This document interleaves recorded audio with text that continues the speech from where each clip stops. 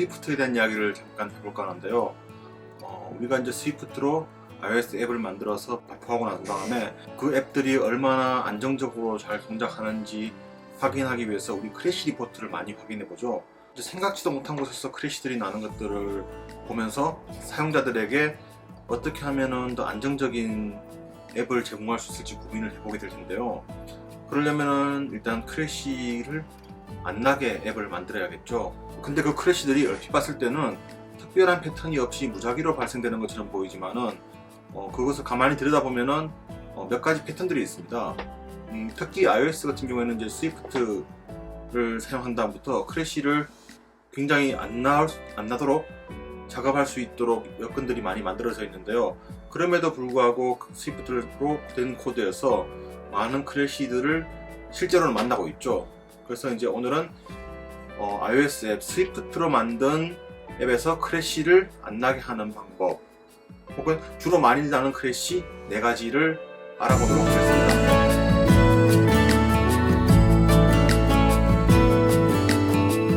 물론 이제 이 부분을 알고 거기에 대한 충분한 코딩 습관이 적혀 있다면은 만나지 않을 문제이지만은 대부분의 경우 제가 다른 분들이 작업한 코드들을 봤을 때 가장 빈번하게 크래시를 만났던 부분이 바로 느낌표입니다. 쉽게 그냥 느낌표라고 퉁쳤는데요. false unwrap을 말하는 거죠. 아니면은 implicitly unwrapped 옵셔널을 말하는 거죠. 그래서 대부분 통상적으로 느낌표로 대부분 다 제가 이야기를 하는데, 예를 들어서 어떤 옵셔널 값이 있을 때 일반적으로 물음표를 사용하죠. 옵셔널을 잘 쓰면은 문제가 안 돼요.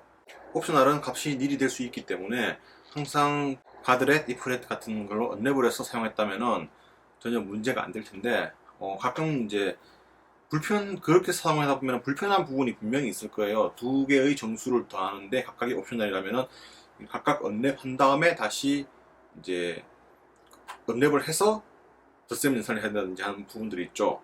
그러다 보니까는 이제 그런 불편함들 때문에 이제 포스트 언랩을 많이 쓰게 되더라고요. 저는 개인적으로는 코드상에서 느낌표가 들어가 있는 것을 굉장히 싫어합니다. 그래서 아예 안 써요. as 느낌표, try 느낌표, 아니면은 뭐 그 외에 IUO 같은 그런 이제 IB 아웃렛에서 이제 뒤에다가 뭐 라벨 느낌표 이런 식으로 쓰는 경우 굉장히 많죠. 어쨌든 저는 연산자, 그냥 비교 연산자의 부정을 의미하는 느낌표나 낫을 의미하는 느낌표를 제외한 언랩에 관련된 느낌표는 코드에서 존재하지 않아야 된다는 생각을 하고 있습니다. 실제로 거기서 대부분의 50% 이상의 크래시가 바로 그 부분에서 나타납니다. 실제 안 믿으시겠지만은 실제로 그렇습니다. 그래서 대부분 케이스 이제 옵셔널을 사용할 때 그런 식으로 포스트 언랩하면 안 된다라는 것을 설명을 하면은 대부분 다 긍정을 해요. 아, 그렇죠. 옵셔널 원래 그렇게 쓰는 게 아니니까. 근데 그다음 두 번째 문제가 IUO라고 하는 이제 묵시적 언랩 옵셔널 있죠. 그러니까 그런 경우에는 얘는 옵셔널이긴 하지만은 그냥 내부적으로 옵셔널이 아닌 것으로 이제 가정하고 사용한다. 값이 될 옵셔널이지만 값이 100% 있다라고 보장하겠다 라는 말도 안 되는 소리가 있죠. 그런 용도로 쓰는 게 이제 IUO 같은 경우인데, 얘들이 문제가 뭐냐면요, 코드에 어떤 단정을 내리면 안 돼요. 얘는 100% 옵셔널이 닐이 될 수 없다라고 장담을 할 수 있는 코드가 얼마나 있을까요? 아까 전에 설명드린 IB 아울렛에 라벨이 있어요. 이 라벨은 항상 내가 스토리보드에서 이렇게 링크를 잡아줬기 때문에, 그렇죠? 얘는 항상 값이 있습니다. 절대로 얘가 닐이 될 가능성은 없어요 라고 하지만 실제로 코드의 크래시에서 잡힙니다. 왜냐? 잘 생각해 보세요. 아울렛 같은 경우에 스토리보드 연결이 되어 있지만은, 잘 생각해 보면 뷰 컨트롤러가 메모리 워닝을 받게 되면은 뷰를 날릴 수가 있어요. 그러다 보면은 그 위에 붙어 있던 다른 서뷰들이 전부 날아가죠. 그러면은 그 아울렛에 잡혀 있던 그런 컴포넌트들도 사라집니다. 자, 이런 상황에서 만약에 어떤 다른 동작으로 인해서 그 컴포넌트에 접근하는 액션이 벌어지면은 그 순간 만약에 얘가 옵셔널로 잡혀있지 않았다면은, 즉 느낌표를 사용한 그런 IUO를 사용하고 있었다면은 예, 이 부분은 100% 크래시가 발생하게 됩니다. 자, 그래서 제가 정말 추천드리고 싶은 방법은요, 어쨌든 아까 전에 말씀드린 것처럼 코드에서, 스위프트 코드에서 느낌표를 완전히 제거해달라. 부정을 의미하는 연산자, 낮 연산자, 아니면은 그 비교에서의 낮 연산자를 제외하고는 모든 느낌표를 제거해달라.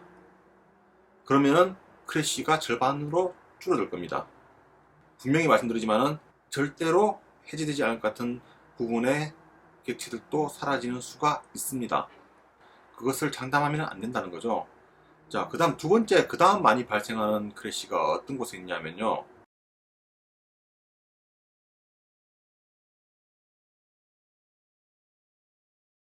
어레이입니다. 어레이에서 어떤 인덱스를 가지고 특정 요소를 접근할 때 0번째, 1번째, 2번째, 예, 굉장히 많이 사용하고 있죠. 네, 이 경우 만약에 그 어레이의 카운트를 이용해서 그 바운드를 체크하지 않으면은 100% 크래시가 납니다. 오브젝티브 C 같은 경우에는 그런 식의 동작을 했을 때 익셉션을 발생시키죠. 그렇기 때문에 익셉션 핸들러를 이용해서 그 부분들을 잡아서 최소한 죽지는 않게 만들 수가 있어요. 하지만 스위프트 같은 경우에는 그런 경우에 익셉션도 발생시키지 않은 상태로 바로 크래시합니다. 예, 그걸 잡을 방법이 없어요, 밖에서는. 그래서 반드시 사용하기 전에 어레이 서버 스크립트에 인덱스를 넣기 전에 반드시 그 인덱스가 그 유효한 바운드 안에 있는지 확인을 해야 됩니다. 예, 이 부분도 정말 단순한 코드가 아니면은 분명히 크래시가 날 가능성을 안고 있습니다. 특히 테이블 뷰를 사용할 때 많이 쓰죠. 우리가 어레이를 많이 쓰잖아요. 테이블 뷰 섹션, 뭐 그다음에 로 카운트 같은 것들, 예, 분명히 어레이를 사용할 텐데 그 어레이에서 인덱스 값을 체크하지 않으면은 100% 크래시합니다. 크래시가 분명히 거기서 나와요.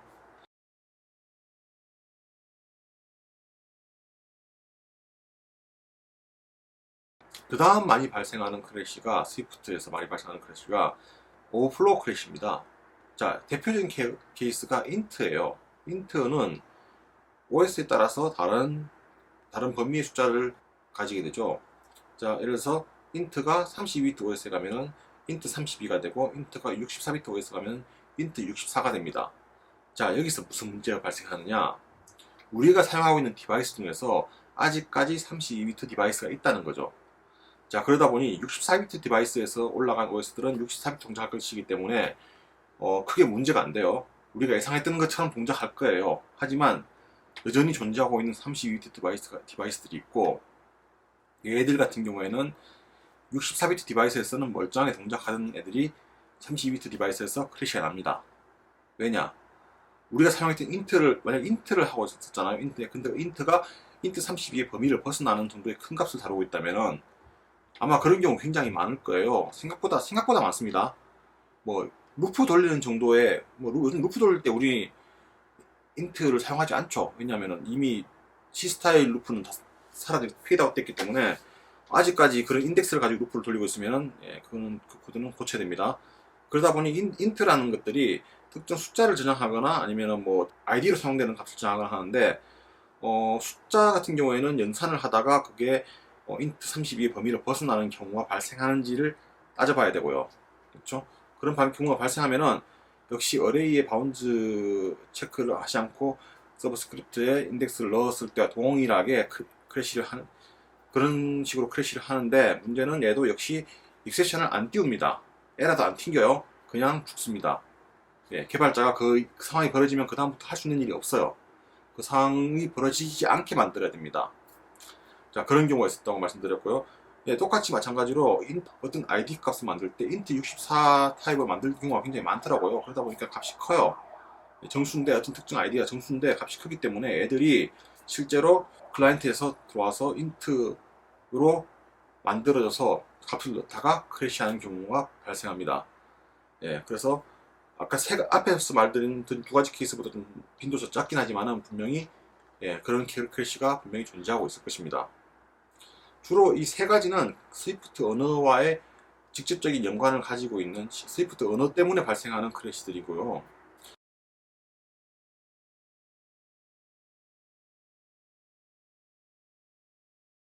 그 다음에 한 가지 크래시는 또 어떤 크래시가 있냐면은 기존에 또 오브젝티브 C와의 관계에서 발생하는 크래시가 있어요. 여기서 다시 옵셔널 이야기 한 번 더 해야 될 것 같아요. 우리가 오브젝티브 C 같은 경우에는 널러블, 언널러블 이렇게 지정해 주지 않으면은 애들은 어쨌든 간에 전부 다 포스 언랩된 것처럼 보여요. 스위프트에서 볼 때는 원래 오브젝티브 C 에이전트 스타일의 그런 널러빌리티 체크를 안 해준 코드들은 어쨌든 전부 다 포스 언랩된 것처럼 보입니다. 하지만 오브젝티브 C 코드가 닐을 리턴하는 경우가 많죠. 그런 경우에는 100% 크래시합니다. 마치 앞에서 제일 첫 번째 크래시 이유 있죠. 옵셔널 문제랑 동일한 이유로 크래시를 하게 됩니다. 그렇기 때문에 스위프트랑 같이 사용할 오브젝티브 C 코드들 같은 경우에는 반드시 널러빌리티 체크를 해주시고 코드에 명시를 해주셔야 될 것입니다. 이 경우가 굉장히 빈번하게 발생해요. 자, 그 다음 또 하나의 경우가 뭐냐면요. 오브젝티브 C 내부의 코드가 익셉션을 발생시키는 경우입니다. 오브젝티브 C가 익셉션을 발생시키면요. 걔를 사용하는 스위프트에서 그 익셉션을 받을 방법이 없어요. 스위프트의 에러와 오브젝티브 C의 익셉션은 완전히 다른 개념입니다. 그렇기 때문에 오브젝티브 C가 보내는 익셉션을 스위프트에서 에러로 핸들링 할 수가 없어요. 이 케이스는 좀 약간 좀 골치 아픈 부분이 있죠. 그냥 근본적인 방법이 없기 때문에 그래서 이 경우는 저는 이런 방법을 썼었어요. 오브젝티브 C 코드를 하나 짭니다. 오브젝티브 C 코드를 짜고 얘는 블럭을 받는데 이 블럭을 실행시키면서 거기서 발생한 익셉션을 캐치하는 그런 로직을 담고 있는 아주 간단한 함수를 하나 짜죠.